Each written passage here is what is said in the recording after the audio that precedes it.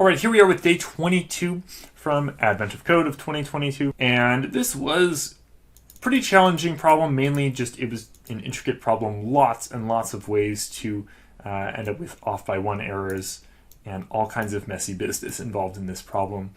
Effectively, what we're doing here is a grid navigation task, which sounds like it's not so challenging. The nature of the grid is that we have empty spaces that we can move through. Those are the periods. Then we have walls that can block us. These are the hashtag symbols.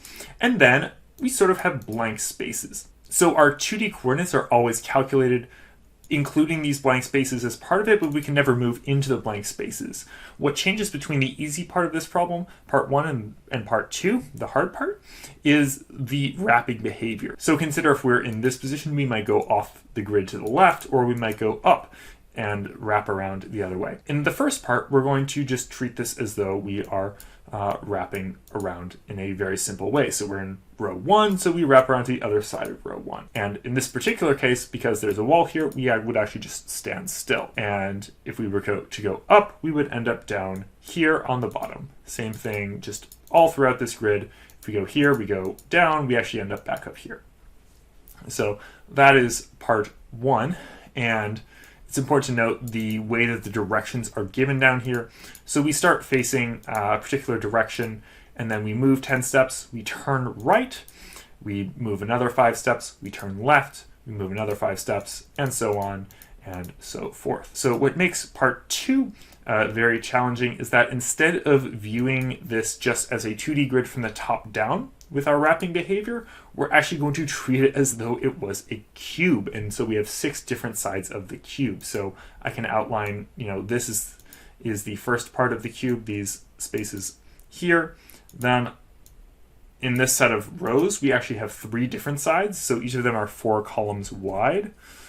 That's one side, that's the second, and the third. And then down here we have another 2 sides. And there's a particular way that you can fold these so that it all forms a cube. And now what this means is that if we go off of the left side from this position, we actually end up somewhere down here, and we're facing down now. It gets very complicated, and it's doubly complicated because in the second, or not for the second part, but rather for the large input of the problem that you need to solve to get the points, it's a different shape entirely. If you'll notice, we have 2 sides up here, one side and another side, and then it's a completely different shape. And so that adds an extra layer to the challenge. So let's go ahead and try to get started here. So we'll have a number of different enums that we want to use. So for instance, we want a direction enum, we want a turning enum to keep track of, which directions are we turning, and we also want something to represent the cell. So we'll have an empty cell, a wall, and a blank cell. And the way we're going to do this is we're going to create a 2D array, a grid effectively, that encapsulates all of the blank spaces as well, even the ones that are sort of off the back of this, or certainly the spaces that are in front, the blank spaces that are in front of where our maze really starts, if you look from left to right.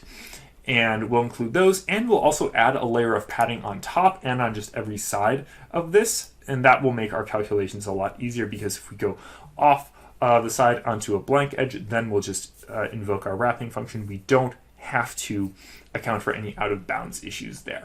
Parsing this already is kind of a challenge. We want to parse each of the individual lines here. So parsing an individual cell is pretty simple. It's either just a space, and so we return blank, or it's a period, so it's empty, or it's a wall.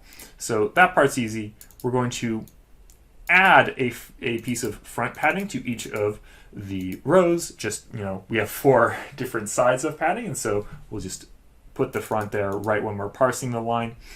And now we want to find the first index that is not blank, because we want to return that value for each row. So we want to know what is the first column that is not blank and what is the last column that is not blank. Those are going to come in a lot of handy when we want to do our wrapping behavior.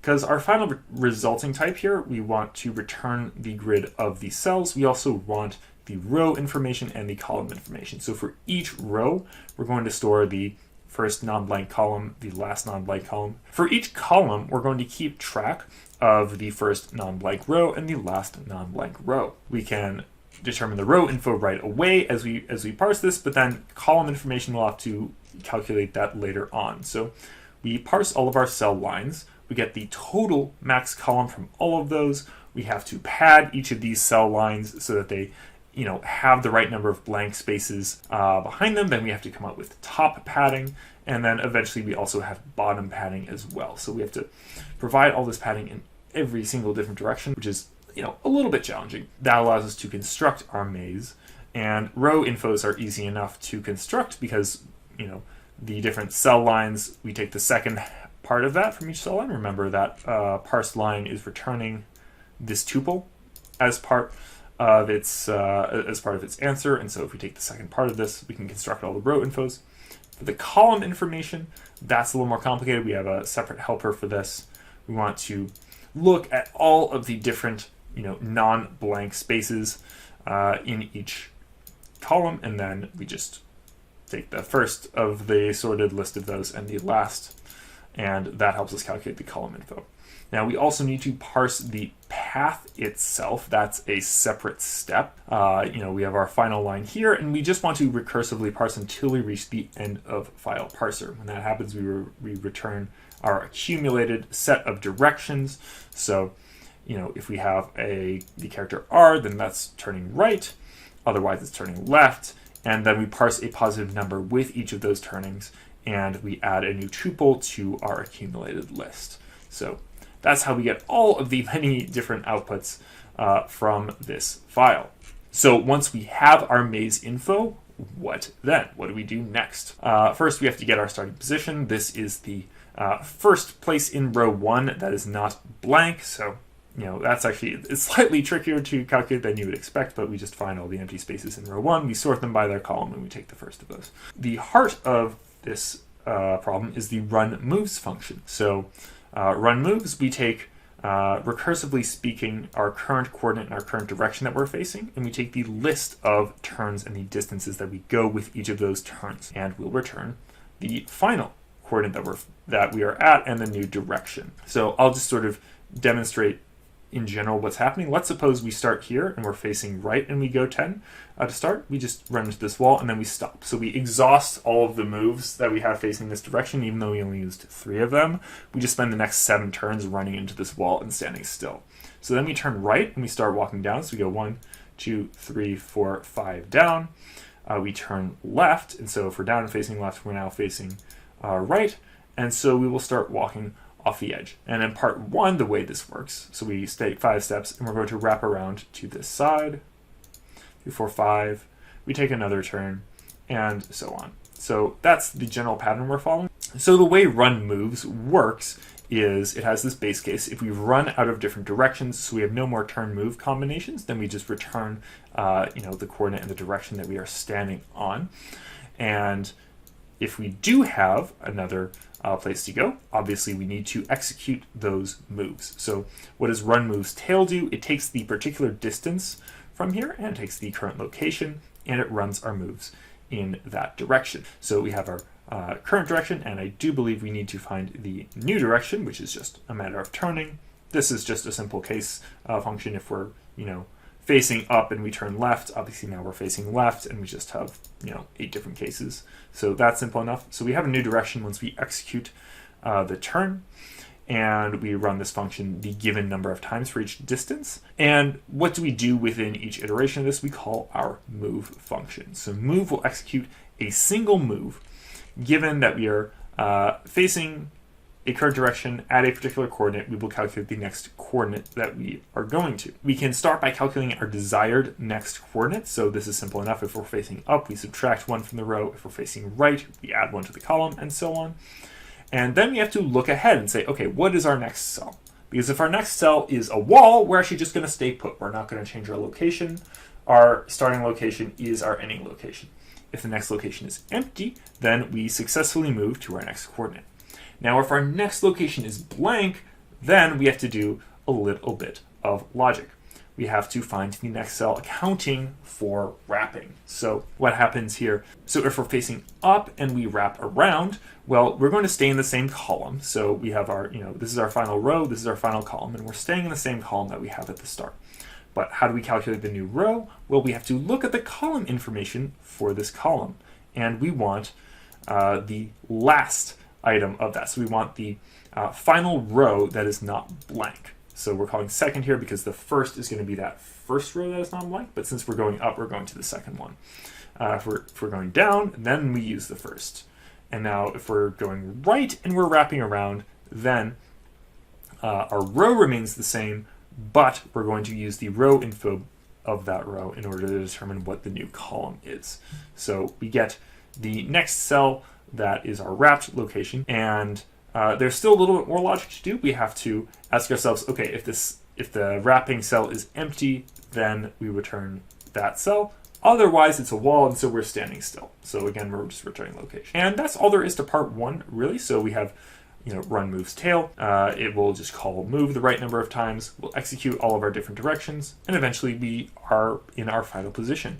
And we give our answer just by taking, 1,000 times row, 4 times column, and then we add this direction factor. That's just all sort of arbitrary numbers from the problem description. That is how part one works. Part two, of course, is a lot crazier because we have this idea of wrapping in the, cube dimension, sort of. So the heart of part two is these functions down here. We have one set of functions that allows us to get the face, quote unquote, for a particular coordinate, and another function that tells us how we are going to wrap, which direction. And so what does this even mean? What is a wrap function? A wrap function takes a coordinate, it takes a face number, and it takes a direction.